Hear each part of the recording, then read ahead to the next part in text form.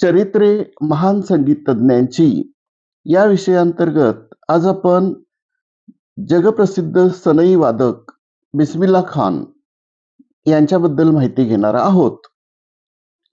सनई सारख्या वाद्याला लोकप्रिय बनवून उच्च शिखरापर्यंत पोहोचवण्याचे कार्य उस्ताद बिस्मिल्ला खान यांनी केले. त्यांना भारतरत्न किताब मिळाला. त्यांचे पूर्वज भोजपूर दरबारामध्ये सनई वादक होते. वडील उस्ताद पैगंबर बख्श पण आपल्या काळातले श्रेष्ठ संगीत तज्ञ होते. बिस्मिल्ला खान यांचा जन्म 21 मार्च 1916 रोजी बिहारमधील डुमराव येथे झाला.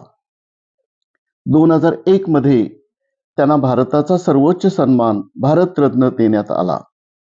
भारतरत्न मिळालेले ते तिसरे भारतीय संगीतकार होते.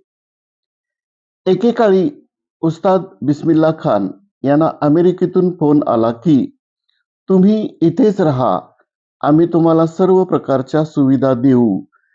तेव्हा त्यांनी ही ऑफर स्वीकारली नाही. ते म्हणाले की इथे गंगा आहे, इथे काशी आहे, इथे बालाजीचे मंदिर आहे. इथून जाणे म्हणजे या सर्वापासून वेगळे होणे होय. त्यामुळे त्यांनी ही ऑफर स्वीकारली नाही. त्यांच्या या भक्तीतूनही देशप्रेमाचे दर्शन घडते की त्यांचे देशावर किती प्रेम होते.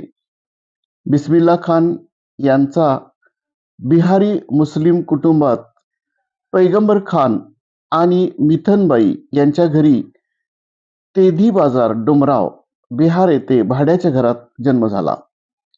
मामा उस्ताद अली बख्श यांच्याकडून त्यांनी सनई शिकली.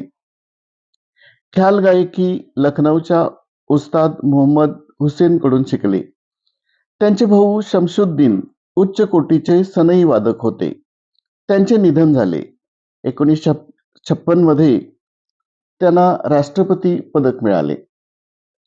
1967 मध्ये भारत सरकारने पद्मभूषणने सन्मानित केले.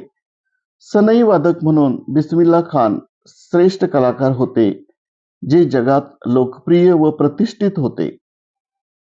त्या दिवशी सकाळी त्यांचे वडील पैगंबर बख्श राजदरबारात शहनाई खेळण्यासाठी घराबाहेर पडण्याच्या तयारीत असताना त्यांच्या कानावर लहान मुलाच्या रडण्याचा आवाज आला.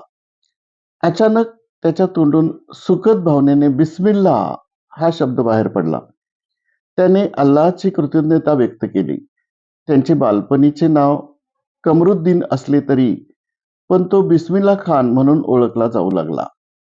तो त्याच्या आईवडिलांचा दुसरा मुलगा होता. त्याच्या कुटुंबातील लोक दरबारी राग वाजवण्यात निपुण होते. ते त्यांचे संगीत कौशल्य दाखवण्यासाठी अनेकदा बिहारच्या भोजपूर संस्थानात जात. त्यांचे वडील बिहारच्या उमराव संस्थानातील महाराजा केशव प्रसाद सिंह यांच्या दरबारात शहनाई वाजवत असत. बिस्मिल्ला खान यांचे पणजोबा हुसेन बख्श खान, आजोबा रसूल बख्श, काका गाझी बख्श खान आणि वडील पैगंबर बख्श खान हे शहनाई वादक होते. वयाच्या 6व्या वर्षी बिस्मिल्ला खान वडिलांसोबत बनारसला आले. तेथे त्यांनी मामा अली बख्श विलायती यांच्याकडून शहनाई वाजवायला शिकले. त्यांचे मामा विलायती हे कायम विश्वनाथ मंदिरात शहनाई वादक म्हणून काम करायचे.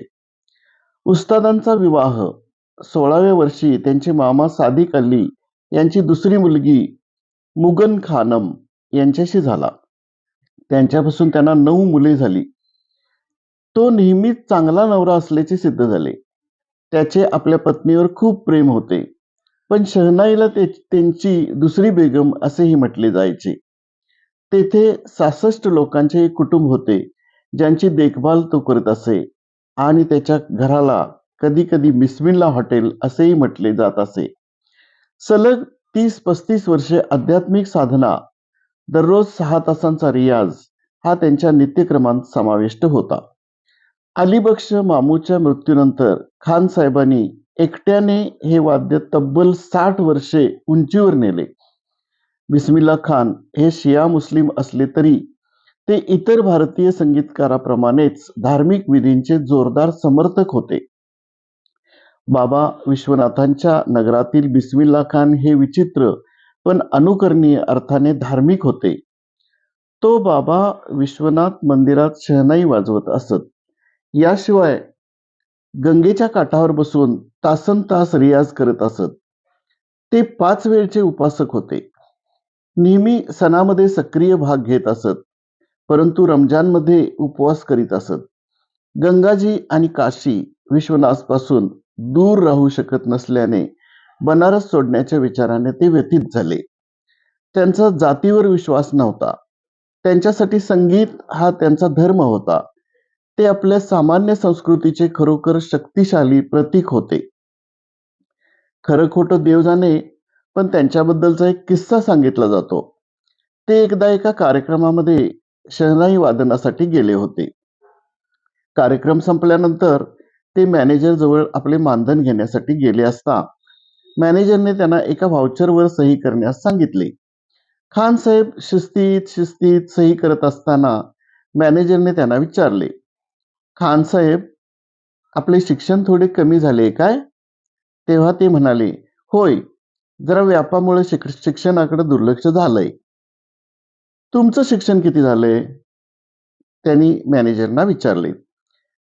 मी MA फर्स्ट क्लास आहे, मॅनेजरने अभिमानानं सांगितलं. MA first class? वाह!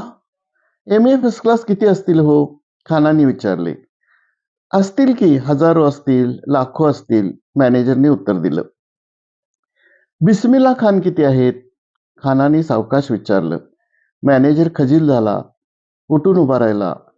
त्यानं खानांचं पाय धरलं आणि म्हणाला, कलेपुढे मी नतमस्तक आहे. असे होते बिस्मिल्ला खान, जगप्रसिद्ध सनई वादक. धन्यवाद.